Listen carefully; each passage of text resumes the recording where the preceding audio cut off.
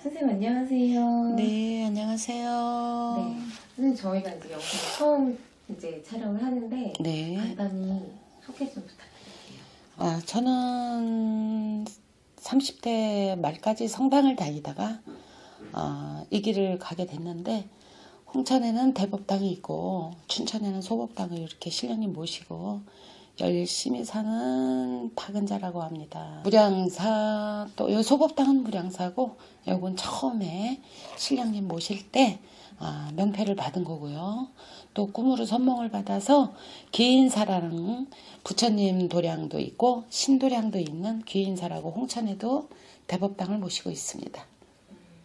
선생님 그러면 주로 어떤 손님들이 많이 찾아오시나요? 대체적으로 뭐 하시는 일이라든가, 특히 이제 이쪽으로는 산 쪽으로 많이 가까우니까 춘천 쪽에, 홍천 쪽에는 이렇게 산에 다니시는 분도 많고, 또 이제 이렇게 자손들로 인해서 근심 걱정이 많으신 분들이 많이 오세요. 근데 이제 오시다 보면 또 이렇게 점사를 보다 보면 아픈 걸로 저희 할머니는 많이 잡으세요.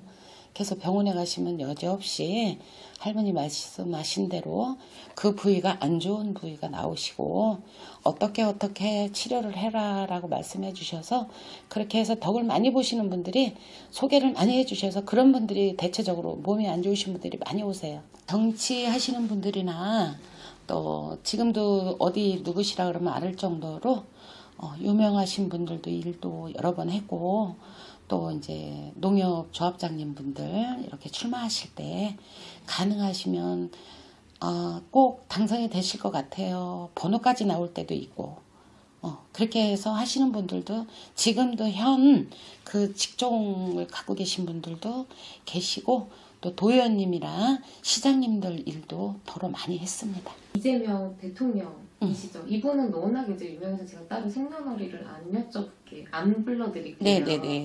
근데 많은 분들이 과연 임기를 세울 수 있냐 없냐, 과연 이분의 사주는 어떻고 임기를 과연 다 채우실 수 있으신지 좀 여쭤보고 싶어요. 그 부분이라면요, 저희 오래된 신도님들은 다 잘 아세요. 그래서 제가 이거는 거짓말을 할 수도 없는 부분이고, 제가 박근혜 전 대통령도 출마하실 때 당선이 된다라는 얘기를 했고, 또 지금 이슈가 많이 되는 윤석열 대통령도 제가 당선이 된다라는 그거를 했고요. 왜냐면 지금들은 이 정치 쪽으로 많이들 국민들이 많이 깨우치니까. 그래서 이 또 TV나 이런 걸로 많이 뉴스 같은 거 옛날 같지 않고 방송이라는 게 많이 개방이 돼서 너무들 잘들 보고 그래서 그러는데, 제가 봤을 때는 이재명 대통령도 지금 많은 이슈에 시달리고 있지만 임기는 마치실 것 같고요.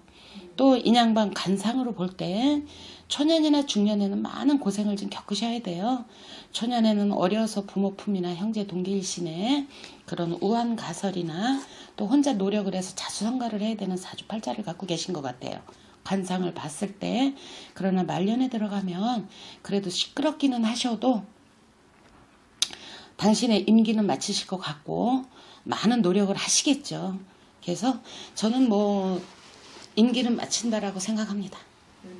저희 이제 옆에 대통령님들 봤을 때 임기를 마치고 나서 이제 좀 안 좋은데 가시는 분들이 굉장히 많으시잖아요. 네, 맞아요. 예. 혹시 이분을 보셨을 때는 좀 어떠실까요?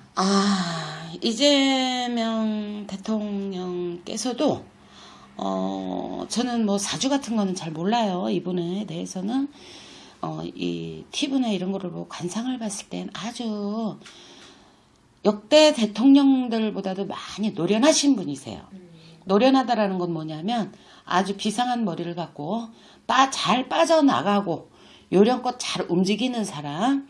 그러니까 머리가 무지 회전이 빠르겠죠. 남들이 생각할 때 야비한 근성도 있다라고 말할 거예요. 근데 제가 봤을 때도 그런 정도의 관상은 갖고 계세요. 인양반 눈매를 보면 무지 날카로운 데가 있거든요. 근데 제가 봤을 때도 이재명 대통령은 뒤가 깨끗하지는 않으실 것 같아요. 어떻게 해서도 임기는 채우신다 하지만 제가 봤을 때도 작은 집에를 또 가시지 않을까라는 우려도 있습니다. 근데 이분은 그냥 자체적으로 분석하셨을 때 좀 네. 어떠세요? 뭐 정말 그래도 정치와 그다음에 국민을 위해서 희생을 하실 분인지. 제가 봤을 땐 누구든지 그래요. 이건 대통령뿐만이 아니고 그 어느 사람이라도 그죠. 요즘은 벌써 10대만 돼도 그 자기의 주관이 뚜렷하잖아요. 근데 그런 정도의 나이가 되고 연륜이 돼도 자기 밥그릇은 채울 줄 아는 세상이잖아요. 근데 제가 봤을 땐 이재명 대통령도 자기 거 채워가면서 국민들을 위해서 그래도 노력은 많이 하지 않을까. 내년 정도 되면 우리 국민들이 살아가는데 조금은 나아지지 않을까 이렇게 봅니다. 그래도 나아지는 부분이 분명히 있다. 네, 저는 그렇게 봅니다. 지금은 이제 밥이 이제 막 끓는 시기잖아요. 근데 이제 이게 어느 정도 뜸이 들어가고 우리가 퍼먹을 수 있는 그 시간이 되면 어느 정도 조금은 자정이 되고 안정이 되지 않을까. 그래서 저는 그렇게 보고 있어요. 희망을 갖고 있어요. 이렇게. 근데 혹시 뭐 자기 주머니라든지 자기 욕심이라든지 아니면 지금 솔직히 사법부 막 흔들고 막 이러고 있잖아요. 그런 욕심을 부리는 것도 분명히 있는 분 아닌가요? 당연히 지금 제가 말씀드린 부분이 바로 그런 부분이에요. 자기가 이 정권을 놓고 났을 때 정말 조금은 피해 나갈 수 있고 10개를 맞을 거 5개만 맞자라고 생각하고 최선을 다해서 노력을 하는 부분이겠죠. 지금 이 현 정권이. 그러다 보니까 막 이런 이슈 저런 이슈 독재니 뭐니 막 이런 얘기도 많잖아요. 근데 제가 보는 견해에서는 물론 그게 눈으로 보여요. 이 양반 성향이 이런 관상을 갖고 있고 이런 노련함도 있지만 직선적인 데도 있거든요. 그래서 그 노련함을 자기가 부리고 있다가 안 됐을 때는 직선적인 발언이라든가 행동도 하겠죠. 당연히. 그래서 저는 그렇게 봐요. 그게 안타깝게도 어쨌든 가시기는 가신다. 다른 분들처럼. 예, 제가 봤을 땐 그래요.